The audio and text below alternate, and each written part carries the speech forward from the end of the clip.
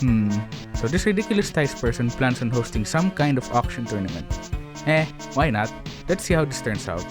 Now, given what happened in this event, this is more of a filler episode, so it won't be as serious as the last tournament video I made. If you are expecting this to be a substantial PvP video, that makes the two of us.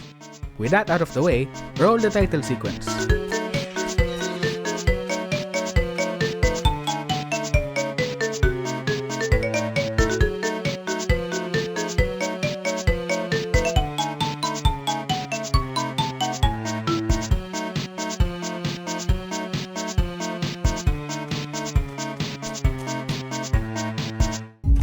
Alright, so I'm joining a new server.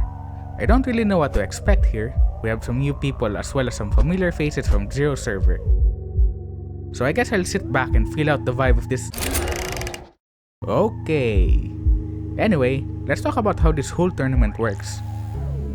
All participants are given a set amount of fake, imaginary currency to bid on the tapes we want to use, which is represented by the ampersand symbol. At each wave, we're presented 4 tapes available for auction. The species, the type if bootleg, as well as the stickers are shown. These are to be treated as rental tapes. You cannot modify the sticker loadout once you get them. We play by English auction rules in that all tapes have a starting price and you have to bid higher than whoever had the most recent bid. The auction stays open for about 8 or so hours, and once it closes, whoever made the highest bid wins the tape at the price they bid for. This tournament has 3 phases. In the first phase, we all start with 1000 ampersands and we'll have to go through 10 waves of auctions, plus an extra speed wave that's only open for 10 minutes. After the final wave, we do some battling, which we'll get into later. One thing to note is that the power level of each tape generally increases with each wave, so you have to balance getting an okay tape for cheap versus paying a hefty price for something good. Now, let's talk about general strategy going into the auctions. But before that, I need to put on a costume since it's almost Halloween when the tournament started. Hold on, 1 sec. And there, much better. As I was saying, excluding the speed wave, since that wasn't revealed until late in the first phase, there are give or take only about 40 tapes available. There's only a fixed, limited number of tapes available for grabs. This means we're playing a zero-sum game in the auctions. The more tapes you win, the fewer everyone else can get. Take a bigger slice of the metaphorical pie and someone is going to receive a smaller share. Plus, when it comes to cassette beasts, there's always strength in numbers. The more tapes you have, the more health your opponents have to tear through over the course of a battle. So while it is important to score some high-quality tapes in the tournament, I thought that getting an okay one for cheap is still a generally good strategy going in. Back to our story. Thais has teased the first batch of tapes. We've got an All-Seer with Magic Tome and a Spring Hill with Taunt. Among all unremastered mons, All-Seer has 150 range attack and is one of the highest in the roster. Even with just 4 move slots, Magic Tome from this thing is no joke since it also lowers her range defense by 1/3.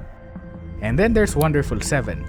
Sleep is one of the most debilitating of the 7 status effects it can inflict, and I'm not sure if there are enough options to counter that. There's also this Spring Hill with Taunt, and on a relatively fast user this can be a problem. I have decided that I want to bid aggressively so that either I can secure the tapes, or force everyone else to spend big on them. The auctions went completely out of control.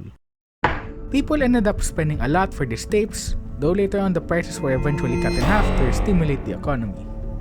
Guess those tapes are gonna be a problem for future me. Surely for wave 2 we have something more sensible, dear goodness. Bad joke, nevermore. This thing is broken, I have to get it. Seriously though, Snooze Spore Bulletino is absolutely revolting. For unremastered mons, Bulletino is the fastest thing period, so it can just afford to fish for Snooze Spore, a 50% chance to put you to sleep. When I arrived, apparently a duel already happened here, which is totally legally binding and thus must be respected by everyone, even those not involved in the duel.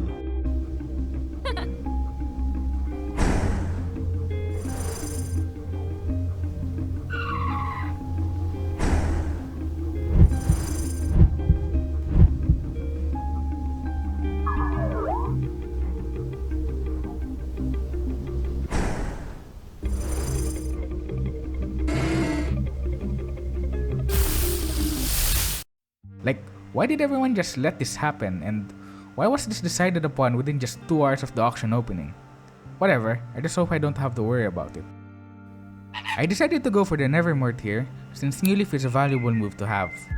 Life Absorb will mainly be used for type advantage, and poisoning the opponent with Poison Pollen will probably be the crow's main source of damage anyway. When bidding closed, I got it for 158 ampersands, which is a steal since if I aimed for 5 tapes, I would have to spend 200 ampersands per tape on average. For Wave 3, it closes at 4 AM my time, so I was unable to win any tape. Wave 4 had Philipad, which is really good given the power level of what we've seen so far. It also featured the trans propaganda icon, which we'll talk about later, the Glitter Malchemy. I wasn't sure if I wanted Philipad given I already had Nevermort, although, compared to Philipad, this crow feels like a massive downgrade. I also wanted to get a Jumpkin for Sticky Spray to set up Evasion Nullified, which ensures that your hits land and have most of your attacks be crits. I did have some back and forth with Techless on Jumpkin, but I forgot about the deadline so I didn't win it. Now, let's talk about Wave 5. Keteli is really good since I can use Nevermort's Life Absorb to target it and give evasion up. But I'm not gonna say no to Clocksley, it has 150 range attack. So then I start bidding on it along with Suited and Chaos. I will preface that what happens next is just a silly bit, but for the spectacle of it, I want to make it way more serious than it should, like it's some kind of low tier telenovela. Alright? As the three of us battled for the Clocksley, Clocksley! Oh, please, I need this, guys. Settle this in another duel? but I've had enough of duels. We're not having another Bulletino situation. I want to do things differently this time around. So I thought I'll make her an offer she can't refuse. Nah, no duels. I am, however, willing to get into a trade deal. It's kinda giving Landkeeper, I'm not gonna lie. How dare you compare me to those lowly scums? If I wanted to, I could even do better than these landkeepers. I could show you the true horrors of capitalism. But I am better than that. Instead, I think this trade deal would benefit the both of us. The deal is very simple. I will stop bidding on Clocksley and let you have it. But in exchange, when the time comes, I will need you to do the same on something I want. She accepts the deal, and as promised, I will be keeping my end of the bargain and stop bidding. Of course, both Suited and Chaos clocked in that, unlike a duel, this was only between the two of us. Will Snake ever get to Clocksley? Or will the other bidder spring this away from her grasp? Stay tuned.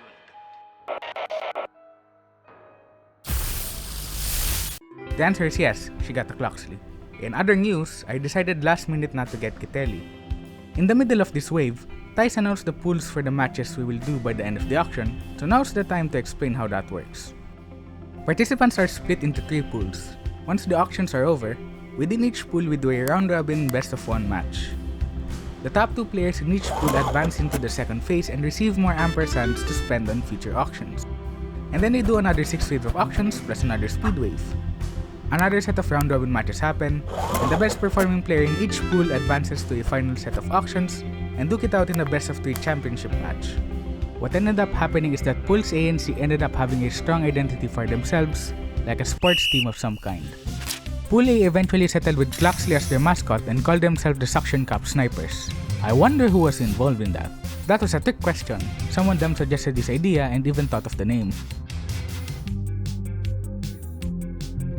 As for Pool C, they started keeping track of everyone's tapes, gathering intel and even strategizing together. They also chose both Malchemy and Bulletino as their mascots, and so they were known as the Trans Propaganda. Pool B, where I'm in, is very quiet. Like, almost no activity in the chat for the most part. We are the unnamed watchers after all. What are we here for but to observe? Anyway, on to Wave 6, we've got some premium stuff over here.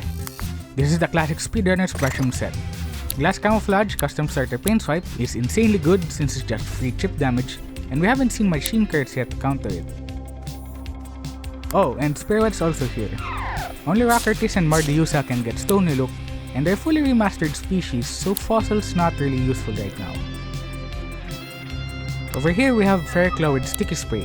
It is absolutely necessary that I get a Sticky Spray user, even if it's not something that can't use Throw effectively because it's bugged to always be at 50 power. And lastly, we have an Ice Mascatoy. Despite the given description, Jagged Edge only triggers when an enemy attack misses, not when your own attacks miss. And at the time, I had no good offensive options on the team, so I needed to get it. The beats eventually slowed down, but that's because we all knew it would go down to the last minute. A snipe-off, if you will. Whoever can get their bids out closest to the deadline will win, and if you want to beat me, we'll see.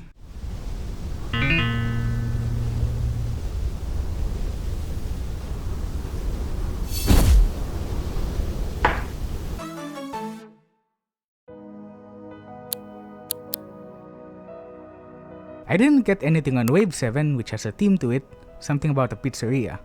It's also in honor of our fallen comrade Moto, who dropped out of the tournament but eventually came back as a spectator. Wave 8 ends 3 hours before I normally wake up, so I was unable to get anything there. For Wave 9, I still needed something to actually complete the team, and I decided I would use my deal with Snake to secure the Faucetier. Since it's a poison type, I can use Life Absorb to cause Potentiated, boosting its attacking stats by 50% and patching up its less than desirable offensive stats. Skill Evangelist, the Factory, is hilarious since the rules initially specified that we play with duplicate stickers disabled, so it basically only has 1 AP starter on it. I tried to snipe the Macabra for cheap, but Mirine snagged it from me and I can't outbid it since I put in too much for Faucetier to secure it. For the final wave, we have Masqueratle with Preemptive Strike, which is just absolutely disgusting. It's like Brushroom but way more consistent, and on something with really high offensive stats compared to everything else. Also, we have Chekhov's Banship, firing, as some of the previously auctioned tapes had phase shift and only now did the Haunt user decide to show up. After the final wave, there was a quick speed wave that only opened for 10 minutes. I was too tired the day before though, plus I forgot that it was happening immediately after wave 10, so I didn't bother showing up. So I wake up to hear that the Suction Cup snipers are doing their matches, and they, for some reason, decided to stream the whole thing in a public voice channel. I decided to sneak in and spectate. Though in my defense, I was also there to watch them take this group photo for reference purposes. How else do you think I make these videos? Anyway, my first match in Pool B isn't until tomorrow since we've been silent until like 11 PM my time. And I have to somehow make it work with this deck of Misfit tapes.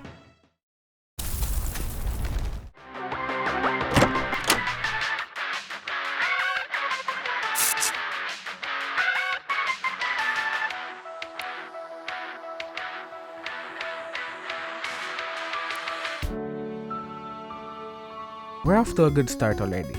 If you want to watch the full matches, I've uploaded them as a separate video which you can find on the info card and in the description. Tice has also uploaded a mega video on his second channel covering as many of the matches as possible, so go check that out if you want to see more auction action. My first match is against Suited, who just recently lost to Cowman. I have flowcharted a couple of lead combinations, and tried to cover as many options as possible, but he ended up leading with double glass bounce on me. Despite the glass bounce threatening damage, I still tried to sneak Brushroom in, and indeed, I score a quick KO on Charlokin. However, the Spartan is not good for me here due to avalanche pressure, so I have to reposition for speed control through Cold Story. It worked, but I left the Pom Bomb alive for too long. Spartan eventually goes down from Pom Bomb giving it a wall, then immediately crumbling itself down. I think that was an attempt to get a free switch in that turn. And this is where I make a crucial game-losing mistake. I should have attacked the Pom Bomb here to safely get rid of it, but his character barely survives the blow. That pretty much guaranteed that he gets a full fusion meter, and the Pom Bomb is still alive to threaten Hurricane. I managed to get an extra turn from Flinch to try and build up fusion meter myself and claw my way to victory, but I was a couple turns too late.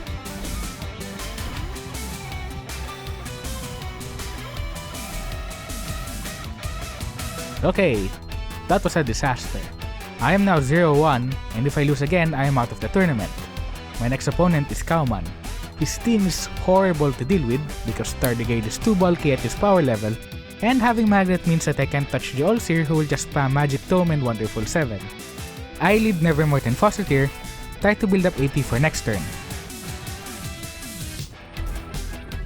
I then use newly found Stardegrade to get rid of intercepting, and use Cold Store and Ulcer to control its damage output.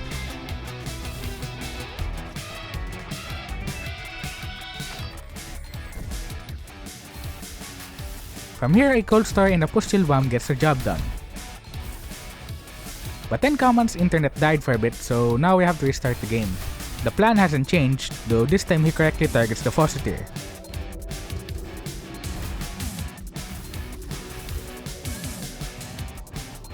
However, I accounted for both scenarios.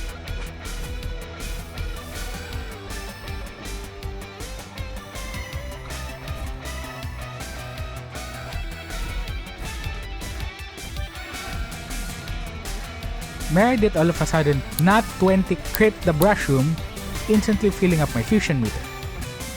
At this point the game was already sealed, but I'm not taking any chances. My last full match is with Umbo, who has Banship with Haunt and Provoke, which can force me to play defensively. He doesn't lead Banship, which is what I expected. But since he goes for jump scare spam, I try to reposition and get potentiated setup. Next I abuse CS Paint Swipe to KO Little Red, and Umbo finally reveals the Banship. The taunt finally comes out, but I've got the wall in time. Provoke is now up, but I only need to survive 2 more turns. I correctly predict an attack on the weakened Mascotoy, so I rotate Fair Claw in hopes of getting a wall up.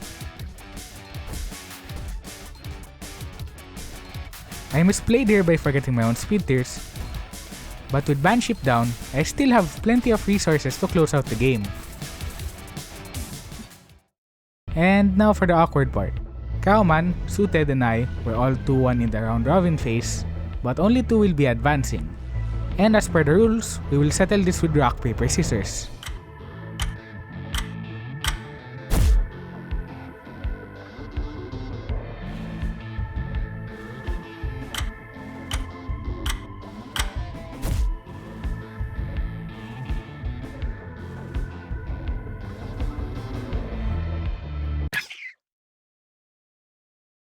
That wasn't really a good performance from me now, was it? I mean, sure, we could just blame that ruling and pretend that I deserve to advance here, but the reality is, I had the ability to prevent this. I could have just made better bids, planned better, played better, so that I would never be in such a position. But because I couldn't, I have no choice but to accept this outcome. Although, this isn't where the story ends because apparently Thais has something planned for those of us who didn't advance to the next phase.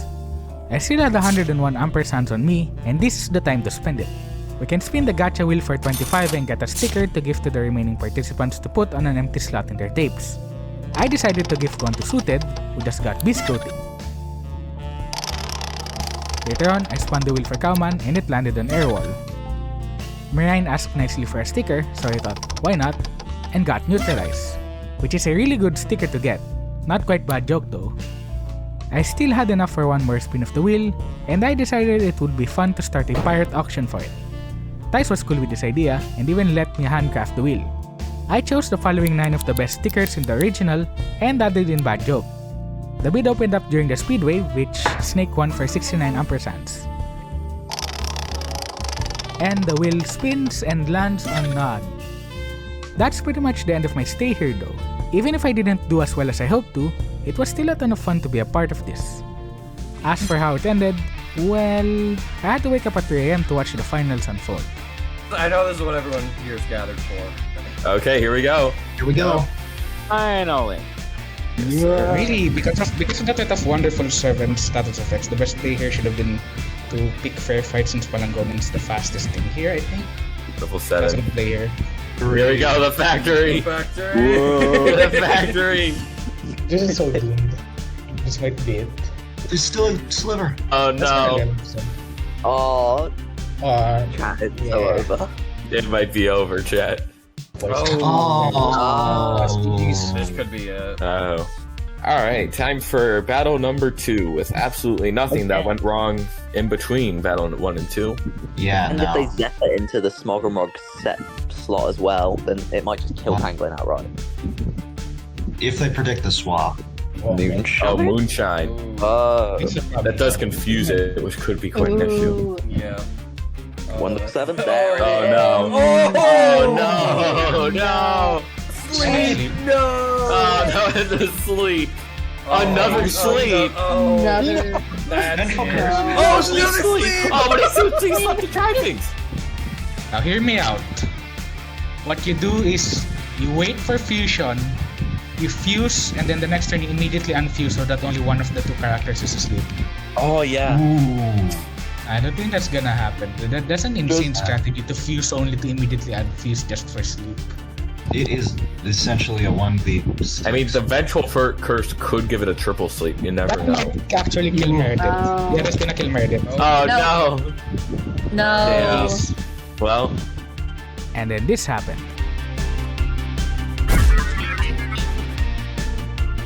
Yeah, I think I'll head back home to Zero server now. Thanks for watching. If you're still here for some reason, you can also do the YouTube thing if you feel like doing so. Like, subscribe, comment, or whatever.